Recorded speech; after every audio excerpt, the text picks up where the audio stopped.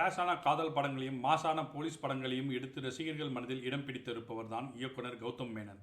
மின்னலை படத்தின் மூலம் இயக்குனரான கௌதம் மேனன் காக்கா காக்க, வேட்டையாடு விளையாடு, என்னை அறிந்தால் போன்ற த்ரில்லர் படங்களையும், விண்ணை தாண்டி வருவாயா, வாரணம் ஆயிரம், அச்சம் என்பது மடமனிடா போன்ற காதல் படங்களையும் எடுத்து வெற்றி கண்டுள்ளார். இருப்பினும் அவர் இயக்கத்தில் வெளியான சமீபத்திய படங்கள் சொல்லிக்கொள்ளும் அளவிற்கு வெற்றி பெறவில்லை. மேலும் அவர் இயக்கத்தில் விக்ரம் நடிப்பில் துவங்கப்பட்ட துருவ நட்சத்திரம் எப்போது ரிலீஸ் என்பதை யாருக்கும் தெரியாத நிலையில் கௌதம் மேனன் தற்பொழுது வெந்து தணிந்தது காடு படத்தை இயக்கியுள்ளார். விண்ணை தாண்டி வருவாயா, அச்சம் என்பது மடமையாடா படங்களை தொடர்ந்து ஹேட்ரிக் வெற்றியை எதிர்நோக்கி இக்கூட்டணி மீண்டும் இணைந்துள்ளனர். இந்த நிலையில் சமீபத்தில் கௌதம் மேனன் பேசுகையில் வெந்து தணிந்தது காடு படத்தில் வாய்ஸ் ஓவர் இருக்காது என கூறியுள்ளார்.